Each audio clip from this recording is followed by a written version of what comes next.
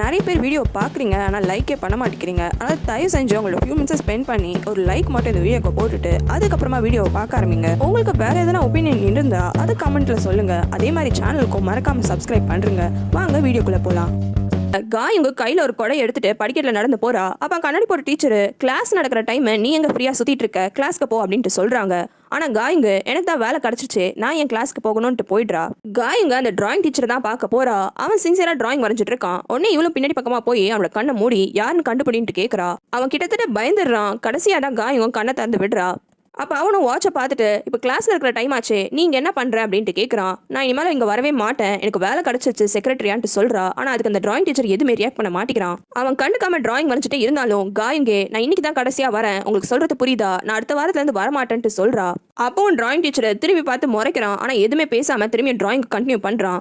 கேள்விப்பட்டீங்களா, அந்த கிடைச்ச டெட் பாடி ஹைஜன் மிஸ்ஸோடது தான். அந்த ஹைஜன் மிஸ்ஸை யார் கொலை பண்ணியிருப்பான்ட்டு அந்த கில்லரை கூட நானே போய் பிடிச்சிட்டேன்.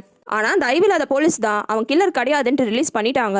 அதெல்லாம் நினைச்சு பார்க்கும் போதே ரொம்ப எரிச்சலா இருக்குன்ட்டு தனியாவே பேசிட்டே இருக்கா. டிராயிங் டீச்சரால கண்ட்ரோல் பண்ண முடியல. என்னதான் உனக்கு பிரச்சனை, எதுக்காக இங்க வந்து என்ன டார்ச்சர் பண்ணிட்டு இருக்கேன்ட்டு கேட்கறான். அவன் அப்படி கேட்டாலும் அவன் டிராயிங்ல தான் முக்கியமா கான்சென்ட்ரேட் பண்ணி வரைஞ்சிட்டு இருக்கான். இந்த கொடையை தான் கொடுக்க வந்தேன், அன்னைக்கு நைட்டு கொடுத்தீங்களே எனக்காக, மறந்துட்டீங்களா, மழை வேற பெஞ்சிட்டு இருந்தது. நான் வீட்டுக்கு போனதுக்கு அப்புறமா கூட ரொம்ப நேரம் அதை பத்தி தான் யோசிச்சுட்டே இருந்தேன். அவ்வளோ நேரம் நல்லா தான் போயிட்டு இருந்தது, திடீர்னு நீங்க ஏன் என்னோட தொட மேல கை வச்சிங்கன்ட்டு யோசிச்சேன்ட்டு சொல்றா.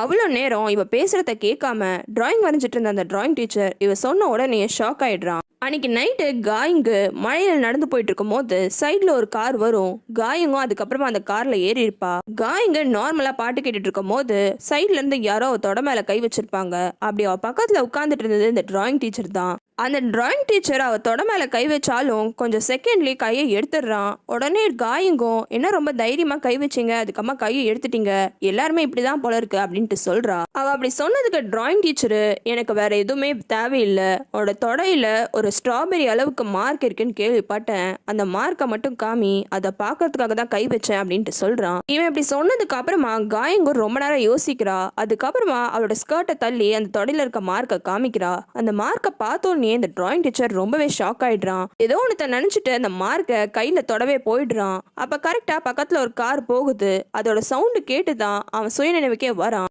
பிரசன்ட்ல காயங்கோ இந்த விஷயத்தை எல்லாத்தையுமே ஞாபகப்படுத்துறா. அதுக்கப்புறமா எனக்கு இப்படி ஒரு பர்த் மார்க் இருக்குன்ற விஷயம் என்னோட அம்மாவுக்கு தெரியும், அப்புறமா என்னோட 3 ஃப்ரெண்ட்ஸ்க்கு மட்டும்தான் தெரியும். எனக்கு இப்படி ஒரு மார்க் இருக்குன்றதுனாலயே நான் ஷார்ட்டா ஸ்கர்ட்டே போட மாட்டேன். அதனால உங்களுக்கு அது மூலமா கூட தெரிஞ்சுக்க வாய்ப்பு கிடையாது.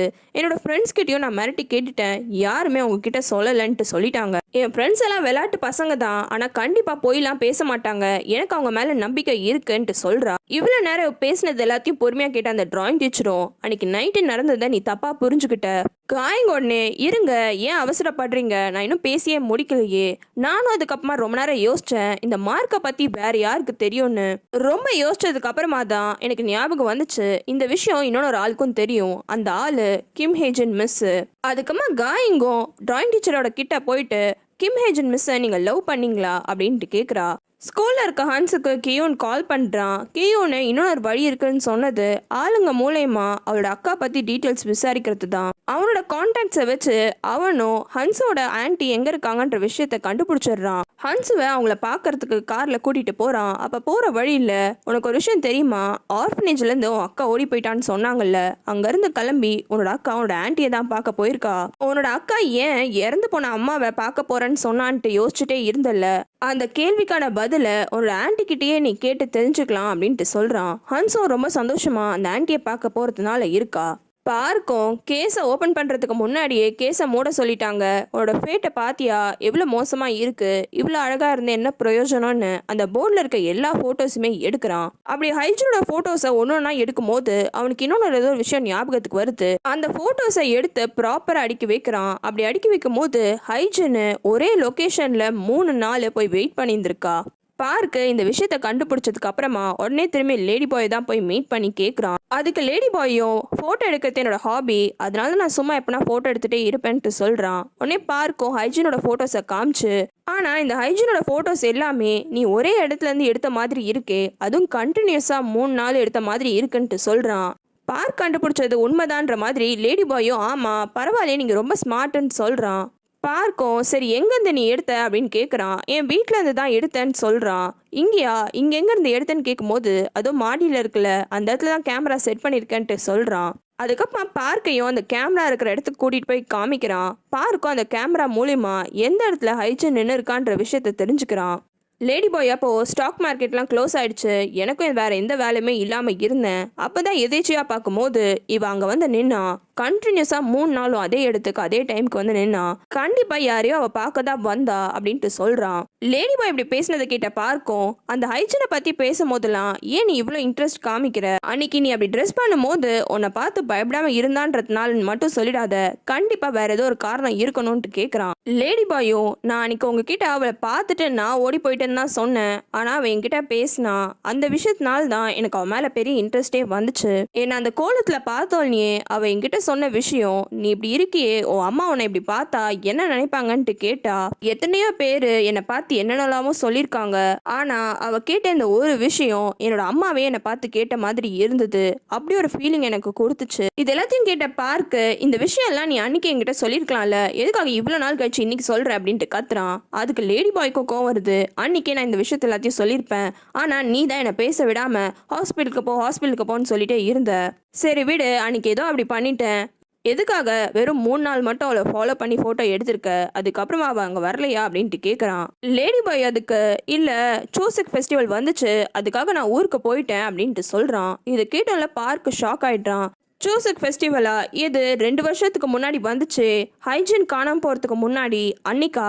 அப்போது ஹைஜினு காணாம போகிறதுக்கு முன்னாடி 3 நாள் கண்டினியூஸாக வந்து நின்று யாருக்காகவும் வெயிட் பண்ணியிருக்காளா அப்படின்ட்டு கேட்குறான்.